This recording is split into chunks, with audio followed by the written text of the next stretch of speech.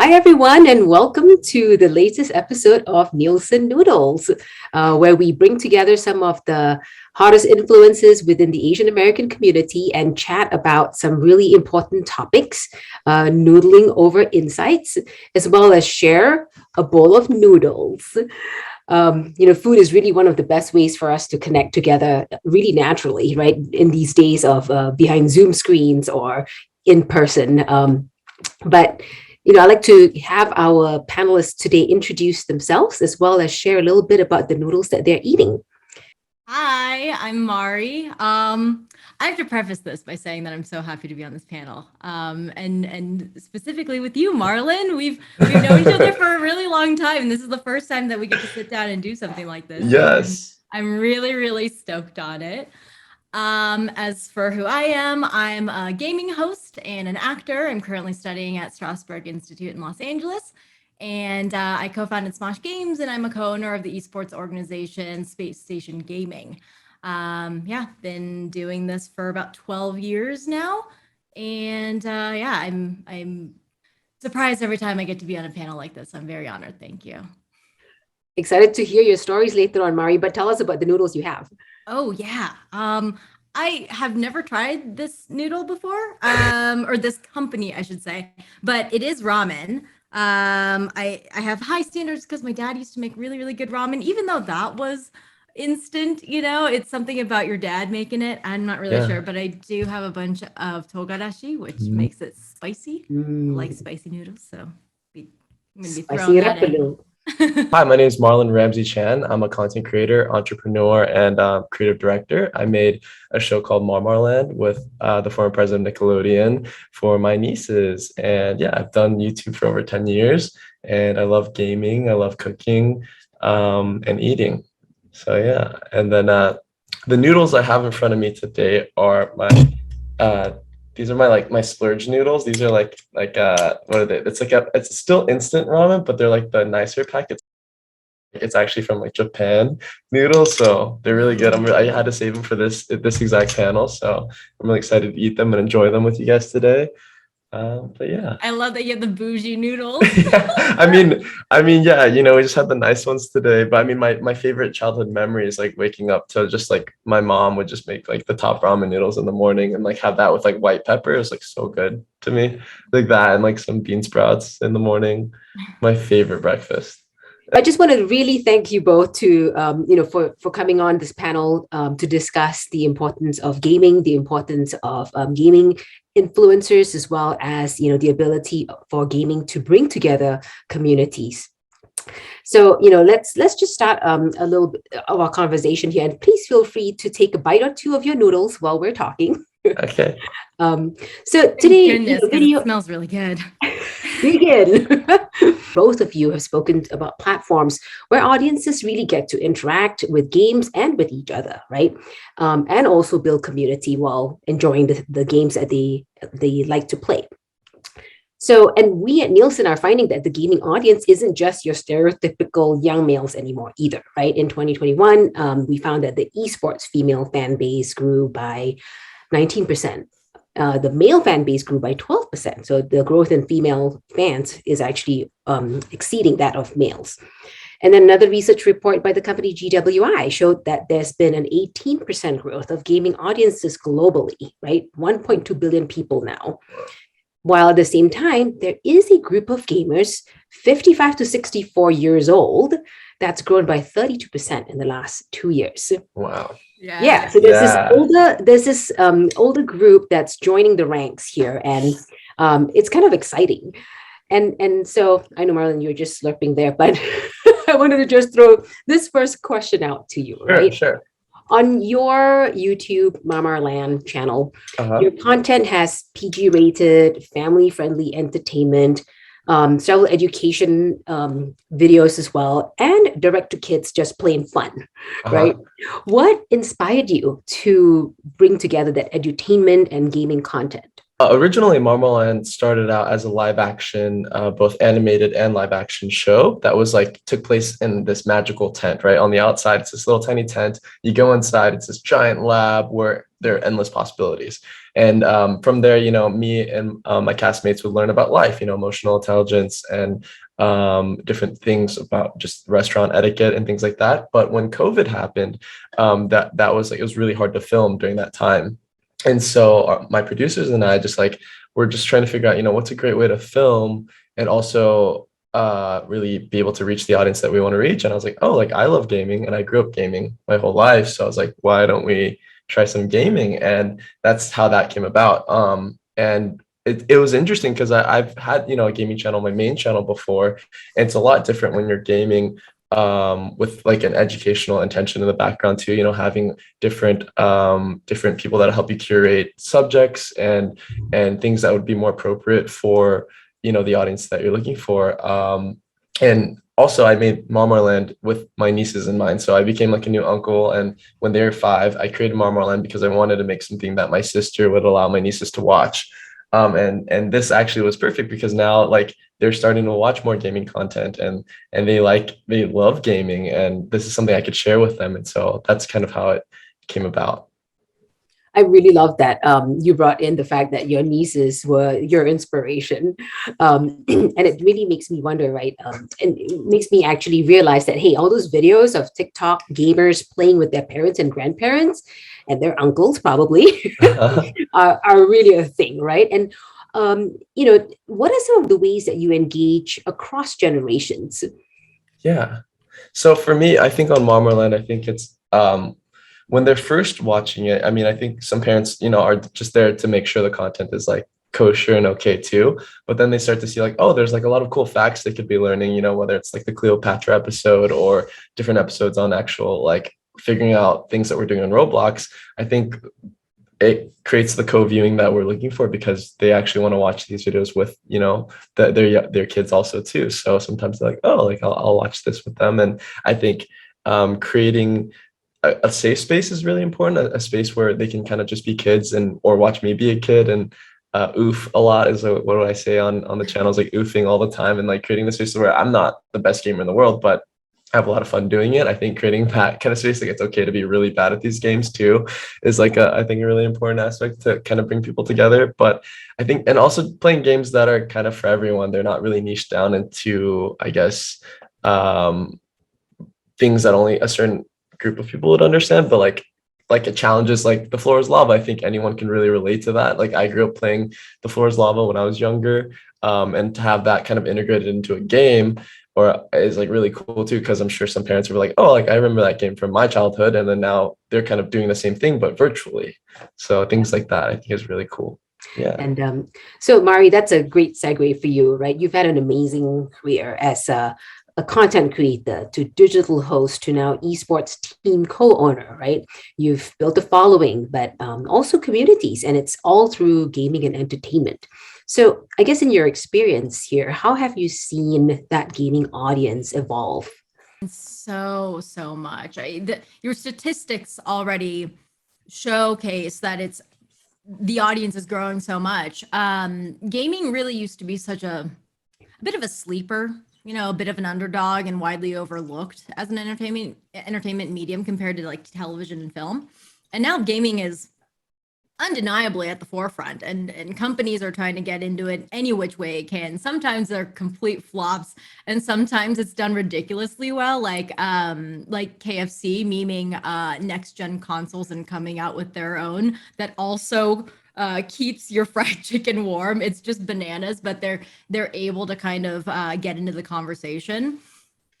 I would say that the pandemic further solidified gaming's place in the average person's home, whether it was folks playing for stress relief or escape or connectivity, or if they were streaming and watching content creators play. The numbers went up from before the pandemic, and we saw huge waves of Animal Crossing, for example, and how it transcended players across the board. And I think we all remember when Elijah Woods visited some random person's island to buy turnips in the middle of the pandemic, and everything, it went wild. It's moments like these that I think prove that video games have a lot of staying power, because it evens the playing field in a lot of ways. And it's like when Drake played Fortnite with Ninja. It blew people's minds, but at the same time, we realize that it's a way for people to come together. I myself have been able to play video games with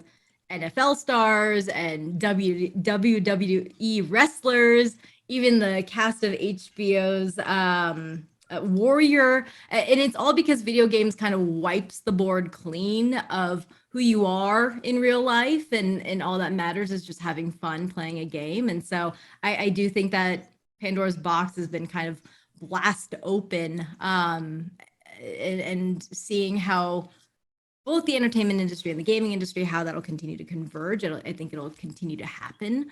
And as far as representation goes, that's another huge way that audiences have grown. It's a huge positive with gaming being more mainstream and with more voices being involved, more companies being involved, who want to further those voices. It's because of outspoken folks who come with the support of either their company or their fan base, who use that pull to better shape the landscape of our industry that still needs so much more work. The way representation in the gaming media, like we see, is growing every single day, but there's still a lot of work to be done. Yeah, no, that's really great. The influencers, the real life sports stars, and that you're talking about, even Hollywood stars, right, that are crossing into gaming. Those are actually some of the most trusted brand ambassadors, if you will, when it comes to advertising, and seeing them in the game, kind of like you said, validates the platform as really a go-to channel now for engaging different audiences across the board. I want to talk a little bit about how your company, Space Station Gaming, right, has been building community among your fans, and encouraging maybe some of this content creation themselves, and using social media in new ways. Yeah. Space Station Gaming has been around since 2017. I came around in 2021 last year. And so it's built by a content creator, Sean McBride, aka Sean Duras, and that magical sort of sauce of creating community and upholding that sort of relationship with the community is at the center of everything that Space Station does, and it really comes from the head honcho, who's Sean Duras. I mean, I think it's really hard nowadays, when you've been making content for a long time, to kind of go back to the core and the start of why you do it.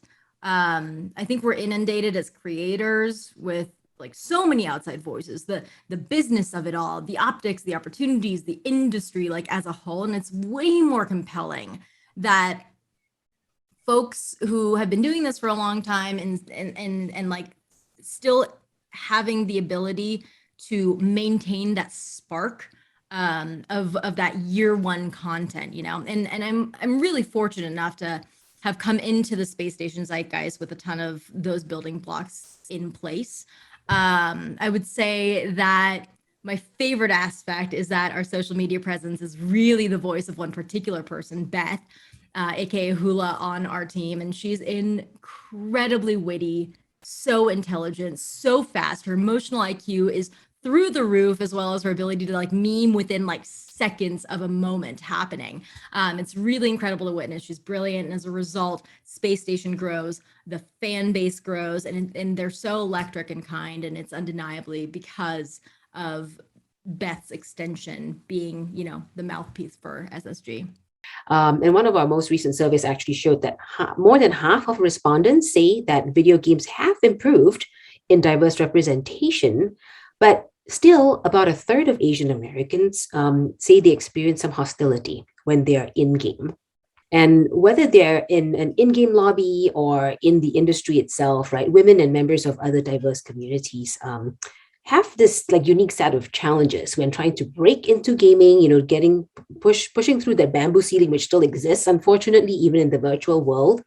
So what are some of the ways that you've helped, Mari, to elevate underrepresented groups or break bias using your influence in the gaming world? This is a show that no longer exists, but it was on Quibi's platform. It was a show through Polygon and Vox that I was able to co-host. And bringing in diverse voices to really speak on what they are lobbying for, what they're fighting for, was a huge eye opener for me. Something that I had to humble myself and realize that I have so much to do for myself as well. Someone who comes to mind is Ebonix, who's a Twitch streamer who began making custom skins and hairstyles in Sims because Black hairstyles and skin tones were underrepresented and limited in the game. And her community grew as tons of Black players felt this way. She lobbied EA, which is the game's publisher, for years until they finally they released an update with over, I think it was over 100 new styles for the Black community. She really comes to mind. I think that if you have any sort of platform, using it to just give it that bump, that more eyes on it is always helpful.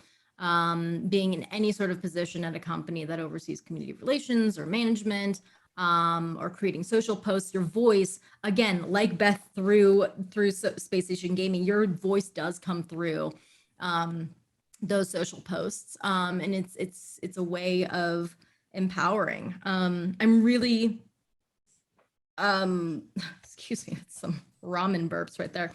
I'm really inspired by companies that lend support. And I think that's really incredibly important at a time like this when things are hinging.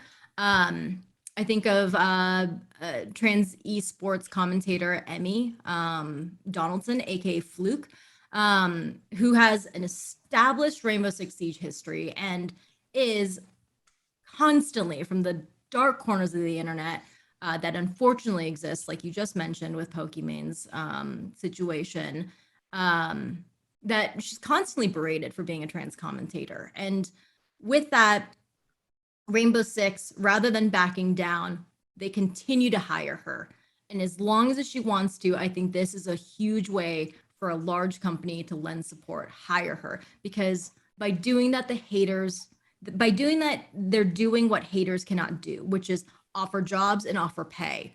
And that is how you elevate professionals who want to either get into this business and who are minority group, underrepresented folks, female professionals, whatever it is. I think it's a huge way to do that.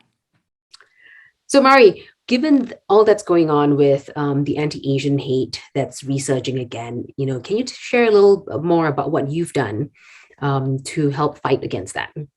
Yeah, I've been really inspired by organizations that have helped really embolden me as well, and embolden me to use the platform and my voice, because I have to fully admit, in the past, I've been scared to say this is happening to our community and something needs to be done. And so since 2020, I would say maybe around April or so, I used social posts to really blast it out. And I did charity events alongside a few organizations and companies that supported it as well. And just continued to have conversations and say, hey, whether this directly impacts you or not, this is happening and it's important to talk about it. Like I said, I think that I'm the type of person who used to not want to ruffle feathers or make waves. And it's something that I am now realizing that it's important to, and I feel more than ever confident to do so. Thank you. That's a great lesson for all of us to make sure that we're using our voices however we can to raise awareness about the injustices of this world. All right. So Marlon, many of the posts that you have, educates audiences about important historical moments, right? Such as you did one specifically for Women's History Month and International Women's Day. And given that there is such a young base of gamers nowadays, what are some of the ways that you foster a more inclusive environment so that it builds more of that inclusive mindset for our younger audiences? When I make content with my two cast members, Hayden and Ayush, I don't go like, okay, like Hayden would be good for this obby because she can think about it like this. I just go like, okay, we're playing with them. Like, let's play. We're playing a game. We're like doing this together. It's the teamwork aspect. I think that's a big part of Marmarland, is showing how we can learn teamwork and creating a sense of play together. And I think using games and playing can really help everyone learn that, like, we can all do this if we work together. I guess like teamwork would be the answer for me, is like, yeah, creating a lot more teamwork games. And that's the beauty of playing a game that's online with each other. There are no really genders. Sometimes you're just playing and it's just like you're creating and having fun together. You kind of forget about all that. It's tough though in gaming, that there is a lot of bullying and a lot of hate that can happen just by hearing, a different tone of someone's voice. And because I've been a gamer for so long, since I was younger, I don't know, I don't really think about it. I've had friends from all paths of lives just by playing World of Warcraft, like gaming, this massively online player game. You'd make friends. Like when I was 13, I'd make friends with a mom that was like 34 in Ohio, or a veteran from Chicago who became like one of my best friends, and he was like 20 and I might have been like 15 at the time. And that kind of, like, for me, I guess that it was so natural for me because I gamed like that a lot. And creating content now, I think it's really important to just have fun and make sure no one's left out. I guess like everyone gets a controller, I guess is the best way of saying it. Marlon, your concept of oofs, I think, is such a great way to like drive home that gaming is supposed to be that. It's supposed to be fun. You are allowed to make mistakes. You're not supposed to be perfect at it. And it's like, that's not grounds for, like you said, not giving a controller, it's like, it's all about playing games. I remember I got to play video games with Miyamoto, who like created the characters in like, the most beloved characters. We played Mario Kart with him, and he kept coming in last over and over and over again. And we're like, do you care? Like, is this like gonna make you look bad? And he's like, it's a video game. Why should I care? And that was the most mind-blowing moment for me, where I'm like, wow, what a humble guy. It's just about a game. It doesn't matter. Fine. Yeah. All right. So we're almost up at the end of our time here. Do you want to leave just a couple last words in terms of, or pearls of wisdom about how to really, connect with people through games? Gosh, I mean, I think a lot of what we talked about today already is just such a good start. I think that I, along with a lot of Gen 1 YouTubers like Marlon, remember what content creation was, how visceral it was in the beginning of just creating content for the content, and it not being for what it can be or the business of it all.